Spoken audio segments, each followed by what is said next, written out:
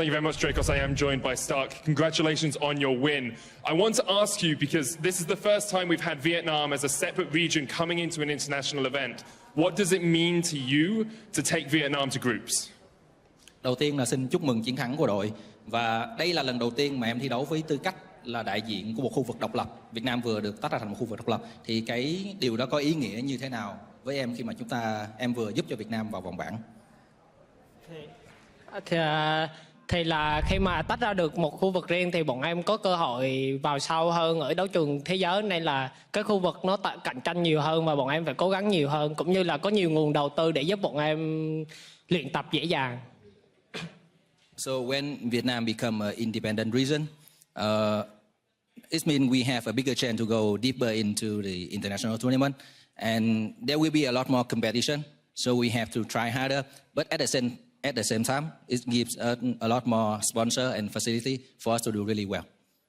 Because last year you took Gigabyte Marines into groups as well by beating Supermassive. After that, you took a short retirement and then you've come back to Evos. What is it about Evos that made you want to come back to League of Legends? Mùa trước thì em thi đấu cho GAM và em cũng đánh bại Supermassive. Mùa này thậm chí là em vừa làm điều đó mà nhanh hơn nữa. Nhưng mà sau đó thì em rời khỏi GAM một khoảng thời gian. Em nghỉ một khoảng thời gian, sau đó em mới đến với Evos. Thì lý do gì mà em quyết định là chọn Evos khi mà em đang quyết định là tạm nghỉ, đúng không? Và lý do gì Evos đã khiến em quay lại với Liên minh điện thoại?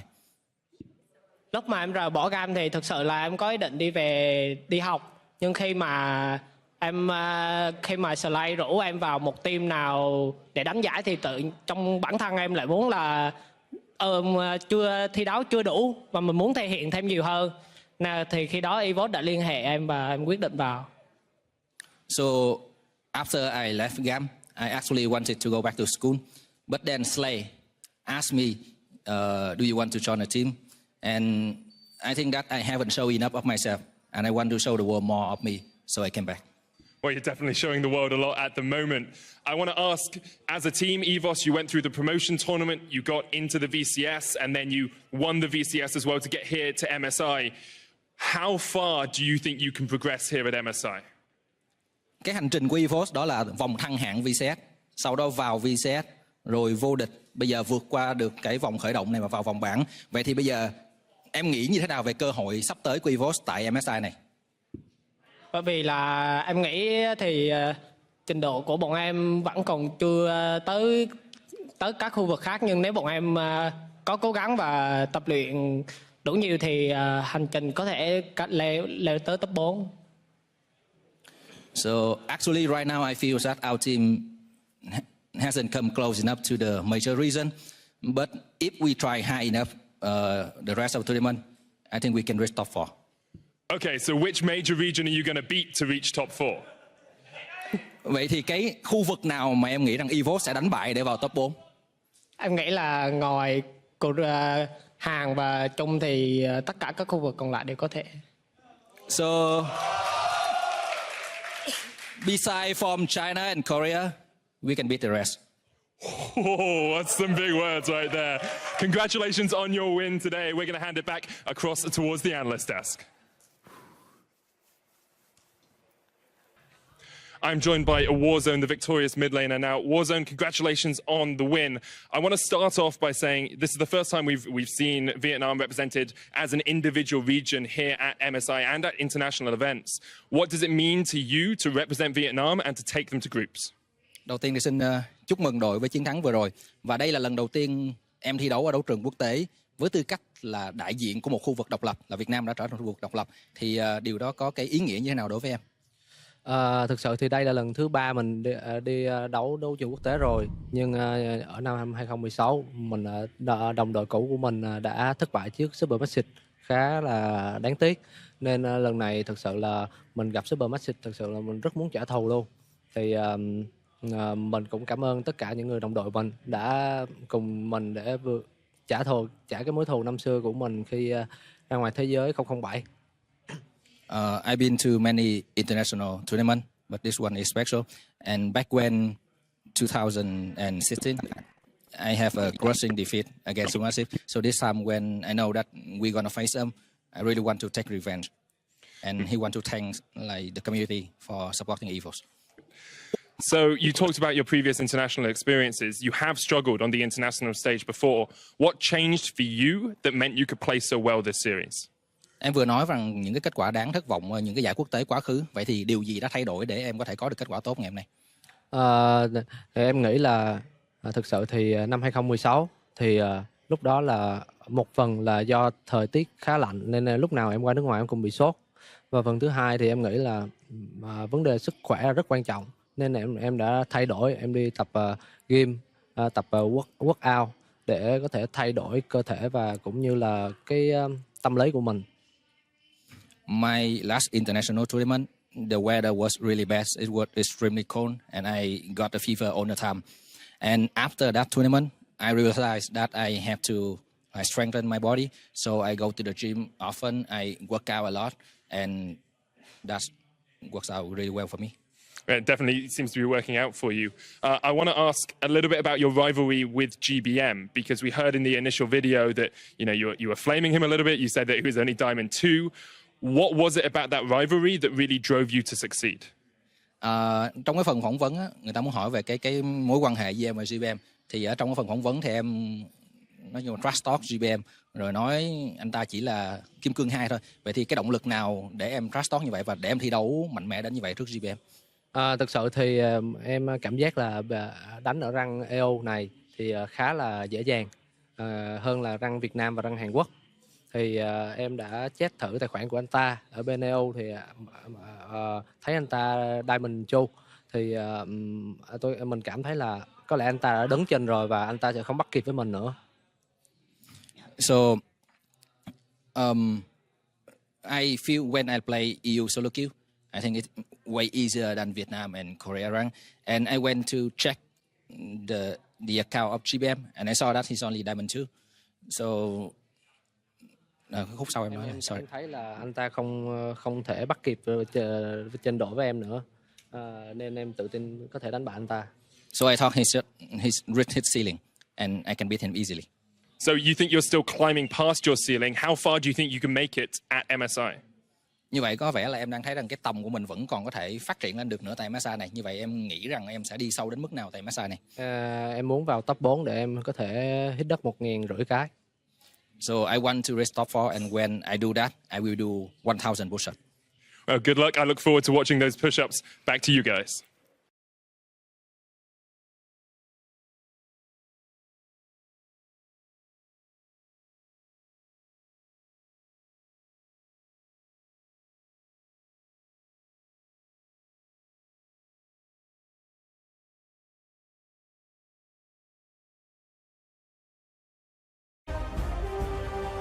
Welcome back, everyone. I'm joined by Warzone from the victorious Evos Esports after getting their very first win at the MSI group stage. First off, Warzone, congratulations. And what does it mean for you to beat Team Liquid and get the very first win of your MSI group stage?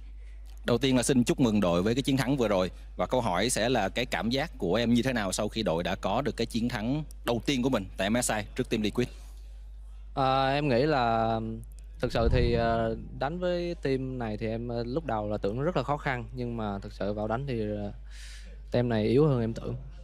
So actually before the match we thought it's gonna be really tough, but when we're into the game it's much easier than we imagined. Okay, and it was a lot of fighting, a lot of back and forth, and you have a lot of fighting words in a couple of the videos that I've seen. You talked about GBM before your match against Supermassive. You now had some choice words against the other mid laners in the tournament. Is that part of the mental warfare before you go into your matches against your opponents? Trong tất cả các video phỏng vấn á, thì em thường có những cái phát ngôn rất là gây chú ý. Em luôn luôn có những cái lời mà có cảm giác như là khiêu khích những đối thủ mà mình sẽ gặp ở trong những trận đấu sắp tới. Liệu đó có phải là một cái chiến thuật tâm lý chiến của em trước khi bước vào trận đấu hay không? Thực sự thì cái này là cũng là một phần, nhưng trong cái suy nghĩ của em thì em luôn là đặt mình trên tất cả mọi người. Là có nghĩa là em sẽ đéo sợ thằng nào hết. Em sẽ không sợ thằng nào hết. Và em nghĩ là mình có thể hit đất được 1.000 cái thì có thằng nào mà hit game thủ nào mà hit được như mình không, nên em rất tự tin là không có đối thủ trong cái đầu em. So actually in my head I always boost myself above everyone else and I think that I can do 1,000 push-ups I don't think any other gamer, other esports player can do 1,000 push-ups. So I'm the best. So I always think I'm not afraid of anybody else in the world.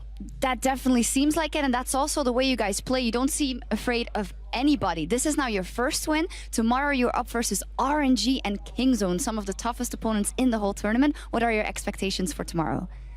Ngày mai thì đội mình sẽ phải gặp hai đội được coi là cứng cựa nhất của giải đấu này, đó là Kingzone với lại NHİU. Thì em nghĩ cái ngày thi đấu thứ hai của Evos ngày mai như thế nào? Ngày mai em sẽ cử hành NHİU và Kingzone thì có lẽ thua.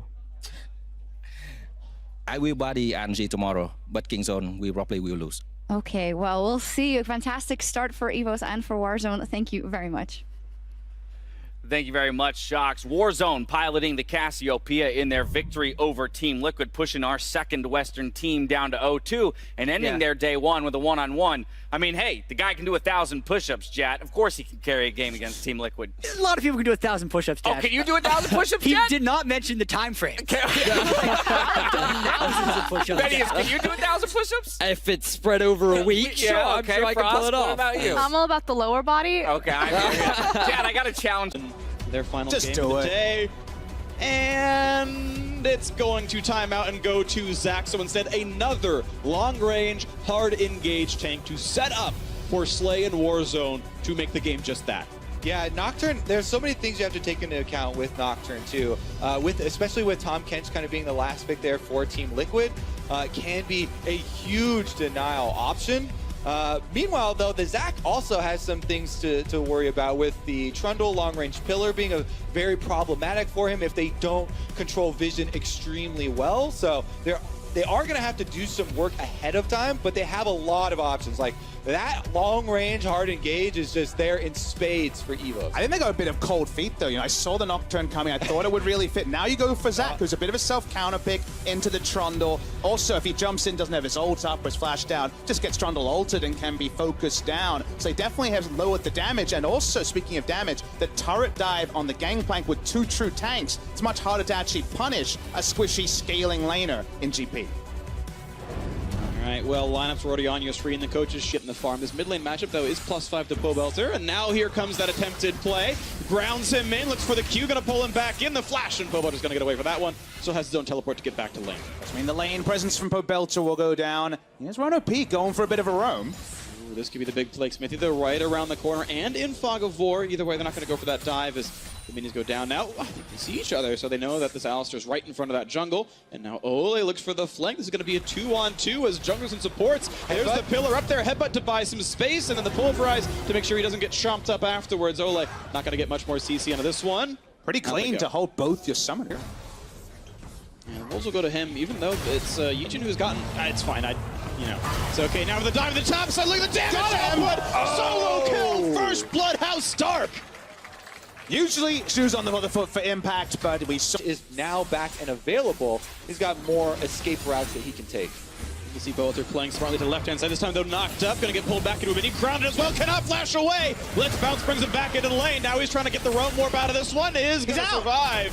Whoa. And actually, again, only burn the ultimate. The flash stays up. That's a pretty good escape. Yeah, if you spend some health instead. And that's the payment you get for going for a very defensive build. Early Merc tries to plus in the Magic Mantle. Round 2 comes in, going to find the slow. Into the knockback as well. Grounded yet again. There's not a way out for Pobelter. Flashing, but here comes the chase, and Warzone just knocks out his teeth. The second time around, you do flash the elastic slingshot. Yep. Yeah. He got super greedy this time around, not flashing it this time around, being that low health and not having those ultimates means that Pobelter with the late flash afterwards. have his jungler coming because he'd already started the Rift Herald through all of that play. He must control the bot side. Here they come. The flash forward, gonna find a little bit of something. The auto attack to find a stun as well. And Ole, here comes the dive. The knockup is in. Rono P takes it. Ignite is on. They're gonna get low on health. Just barely survives the encounter as they get Ole to drop down. But this is an easy one. Pope could auto attack for this. And now, how does he feel about the 1v3? Gets a root, walks away. Not gonna be knocked up just yet. Now here comes the chain CC, and Rise will fall. Another one comes in for Evos. Now double if knocked up. And for the next trick, he's gonna find a pillar in the face. His Stark Stark running out of health. Smithy pops the ulti. King's tribute. Thank you very much. A second kill now for Team Liquid. Looks like it will now be the disengage as they trade kills back and forth. And with that teleport down to the bottom for Stark, that leaves Impact going to jump over. I don't know if they'll be able to burn it down in time, though, because Ron OP scouts it out. But Zach, Ezreal so far. On one. 3 versus 2. 3 versus 3, and here comes the dive on in. Ole's on the front lines, doesn't have an escape tool for this one. Smithy does use his flash to get out, but Ole is so low, pops the gray health shield. Warzone needs to land 2 more skill shots, gets the poison, gets the kill. Thanks for the leash. Dragon goes over to Evos Esports. Eyes too big for the objective there without the personnel in place. Pobelter had no ultimate Infernal Drake away before Evos were able to reset, but they were caught red-handed. Now it's going to be the red buff. That might be going over. Ooh, nice pickup though. Smithy managed to chomp and smite, and now Yijin might be in a bit of danger as the ulti comes across the slows for impact. Ron OP has a stun, but there's no ultimate and no flash. Ooh, they do get the root, and this is going to be the kill coming through. They make sure Impact grabs it and walks away with a bit more gold. So Evos this time buys up more than it. Reminiscent actually of their first game of the day, where they had a good play bottom and they had an advantage, and they were choosing between a turret. Well, Ole actually now. Flashless Tom KêNH knocked in the air. Gray health pop does not matter. Stark grabs himself his 3rd kill of the game. 3-1-1, best performer on Ole. They walked that far up, and you die. I actually knew Zach was on his Raptors. They just pushed him off. He was in range the whole time. And there you go. Yeah, really silly that Ole steps up by himself. This means a bit of time in the mid lane now. Barrage buys a bit of space, but they might look to really just push them off. And that turret's not yet going to fall. And now Impact, the one going against Ezra. This could be very good for the Pirate. And looking to knock down a champion, but can't get the slow. And now, yeah, Slate pushing him out, kites away the skill shots that were important. Meanwhile, though, Team Liquid are in a 1-3-1 setup. They have top lane pushing. Pobelter on the rise, pushed in topside, and now they're collapsing. And kind of tank junglers had lost their identity a bit because you couldn't go Tracker's Knife and Sweeper. Now you can just get a later Relic Shield around, say, 20 minutes. You get enough gold from the quest will hold the point. That big knock up there, Pillar in a good spot, and the Kidnap not going to pull in much of anything as the final shots come through for Jim, but still fighting for the front line. Smithy pretty durable. Miasma comes across, big engage out of Ornn. Into the air he goes. The knockups chained together, and Impact going to fall. It's a 1-for-1 as a support drop. Both are flashing away from the wall as well. Yijin getting shot up by Devil. Big crit comes through down to 500 HP. They're going to rip once again. Stark can't quite get the knockup, but now he's alone. Yijin going to get split into blobs. Devil flashes just for the passive, though. He's not going to get gold on that one. Not sure if it's worth the summoner spell just to trade the cooldowns there. An easy target next time around is Double Lift. Yeah, and Ole was really deep up in the jungle there. I believe he killed off Ron OP in the support fight, but now he's trying to exit through the team. Yep, and Warzone gets vengeance. So, 2-for-1 advantage. Evos, that team fight. All right, if you look at the items overall, you mentioned the 2 in the Sterix gauge, the slightly tankier item there for impact, common as it may be. But now it's 2 on the front side. Warzone versus Pobelter. Gets slowed down a little bit, but has turned away from the stun. And now a Kidnap on the top side. Double Lift got caught out, and Let's Bounce gets the kill. Now Pope still in a duel. Look at it's going to be close, but Smithy is there. And the Ornn call wasn't quite in range, so Pobelter just barely walks away. It's a 1-for-1. And again, during this whole time, Team Liquid are split pushing. They fought that 4v5. Yes, there was a Gangplank ultimate, so maybe you get a half of counter there. 4.2 versus 5. 4.2 with 5, but he's still split pushing. They get the turret on the bottom side, and they have to have the Ornn recall. Evos, though, because they had the extra priority in mid lane taking over for Evos, we didn't get to see the other half, but now they're right back at it and on the run. Ron OP right behind them, goes in for the pulverize on a 2, and he's in the front lines on a half HP. Of course, has the ulti available, pops it right now, canceled on the teleport. Actually, he's not going to be in this fight too easily. The big knockouts come across, huge plays there. Pope looking for the duel against the Cassiopeia. Double's already dead, and Slate comes in to grab it. 2 kills already, make a turret fall and a 3rd. A huge team fight on Evos Esports. And from all directions they came. Slate was topside, but he's Ezreal. He can self-peel, doesn't need to be fighting front to back. They turn on to Baron, doesn't matter if the setup is there for TL. This will be Baron Evos. Team Liquid exposed themselves, and Evos are able to take advantage. Now they're going to be able to take down mid turret, but can they escape afterwards? Pillar looks like it will say yes for Impact and Smithy, but Impact's got a ways to go still. Well, Slay could be in danger. Yeah, he doesn't go Blast Code into the Fog of War. He will. Brain would have been low enough to maybe die to the Impact Gangplank. Either way, our freak has malfunctioned. My brain was just jet lag. I got 4 hours sleep. My brain is not working. Scenario there for Evos. They absolutely punish them, collapse from all sides, get the kills, get the Barons, and now they're taking so many turrets. They had only 1 turret before this.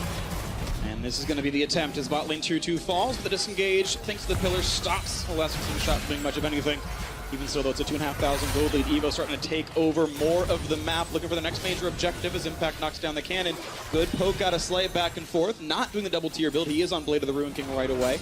A bit more tank busting in that one, and Legion in the front line going to keep last hitting these cannon minions and make sure he can open that eye if goes for too long. Now looks like for the opening. The damage is going to be there. He's going to plop the bloblets, and the teleport goes on to a ward. Re-engage out of Warzone at half HP though, and here comes the call of the Forge God. Knockout's going to be only onto one. The flash to re-engage. Look for the play. The health bar's low. Yijin almost going to fall down right now. And the backline access is there. A cleanup for Impact. He's on a double already. And one in for Ole as well. Only 2 alive. Slay should not join this one. He can poke, but that's going to be it, and Stark going to be surrounded. The Realm Warp is in, the root is there. He should not have an escape here, but Smithy getting low on health. Slay putting in a lot. Oh, he gets the kill. Many more can he get? In a 2 versus 4, they find a kill. Looking for a little bit more to this one. A shot comes in. The Rune Prison, the snipe. The kills come across, and the choice to re-engage is going to betray them as these last 2 kills will fall. A delayed ace for Team Liquid. They needed it badly.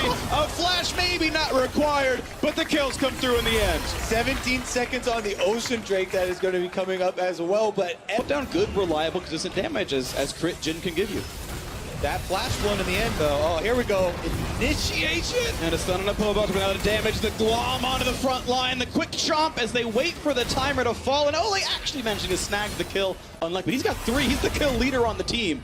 So much of this game was around Evos setting up for team fights, sticking his 5, trying to make things happen. Now they've tried to split the map and answer TL map pressure. And TL are capitalizing. Really nice, aggressive use of the Abyssal Voyage. One throws out an ult. Will we see an engage? Oh, yeah, but just got to be a bit careful. Will not get grabbed. It lets bounce, just goes for the disengage, and now Stark's got to tank all the shots. Ooh, that was close, actually. Nearly landed on the Zac in the backside there. Throughout that replay, I was thinking back to Praise Ezra and how much damage the good initiations that certainly will come through. Teleport's coming in right now. A giant slow on Iran OP. He's got an ultimate, and that's going to buy him a little bit of time as Warzone comes down. Banshee's Veil and all looking for the big plays as Ronald's going to kick back in Impact, and that is a gameplay he's going to go and drown with his team. 1 for 0, making it 1 for 1 as they trade down to the support, but still it is a top laner left alive as Stark can lead the charge forward. Warzone looking for a bit more as well when they find the elastic slingshot. The pillar going to disengage that one. A quick slow comes in as the Q lands. Ole, not long for the world. The Reaver King will be assassinated in his own home territory. A 2 for 1 advantage. Evos Esports. Smithy in the front of the other jungler. Not quite going to be slowed, but Evos, great team fighting. Yeah, definitely a mistake there from Impact to step and pull down some kills. Now trying to pull down some more. There's a lot of chain CC down on the Star. Curtain call comes in as well. The rest of the team coming around to stop this. Oh, he's going to get the Let's Bounce and a nice final save out of Ole. The knockup, though, they found Pobalt on a bar on Rise. There's the big CC out of the support. The knocked up chain together. A 2 for 0 for Evos Esports. And they're looking for a little bit more into this one. Ole has nowhere to go. Goodbye. 3 for 0 in that fight. Goodbye Baron after this as well. Huge Baron damage. Alistair cemented the kills with an excellent flank with the headbutt pulverized, and they just about lived through because they were blinking health bars everywhere. Again, the hard engage here from Evos. The flank is so key there, Papa Smithy, because double lift. This 4 deaths. Second most on the team. Impact having a hard time getting stuff done. Now a dive in the front side.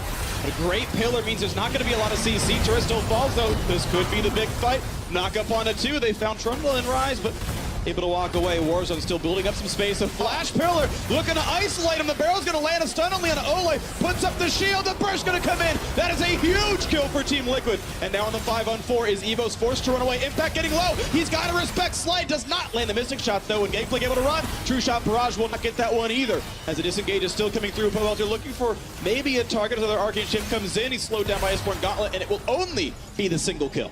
They're able to chase him off. Zac here does get snared up, and Smithy's still on the chase. On the Ezreal compared to Jin, who's just a last whisper item completion away. Maybe this will be the big fight, though. Here comes the attempt to dive. Nothing on Pobalt. Now the Kidnap's going to come in. He's going to be deleted, maybe, but he's healthy for now. And a nice pullback. Ole means he's not going to get knocked up, but the chase down on Tahm Kench, very low in health, not yet picked off. Another wall comes in. Yijin rooted up. Health bar getting low. Pobalt there has to be careful. And the redemption snipe doesn't matter. It's like it's the kill, but Pope is out of health. It's 2 kills. They're already inside the base. 5v3. They might end it here. Inhibitor is definitely going to go down, and Evos are coming for that victory. Double lift and impact are the only damage. The team of Pillar is up. Can they find Slay? A big chunk comes across Ronald P at half as well, but he's got to run away. He's getting lower and lower. Cassiopeia just twin fangs him down, and now the flash out for impact. Now it's a 2 versus 5. Turret under fire. Double lift and impact. Can they make it happen? And the clap comes through for Stark on the top side. Turret's going to fall. Ronald P is going to drop it. It's now 3v1. Can double lift do it as Stark does get that kill? Flashes to safety. 1 versus 4, a number that Liquid knows so well. As the turret is still in their eyes. Slay wants it to happen. Still 15 seconds on his mid laner to respawn. There comes the turret. There's the knockup. He's going to be slaying. The Warzone is going to go the favor of Evos. They're going to get the win. 1-1 is the scoreline. The bulldozer comp from Evos finally gets the job done. Destruction of Team Liquid. Impact had all the gold and unfortunately could never get in the fight. Tried to teleport in right at the end.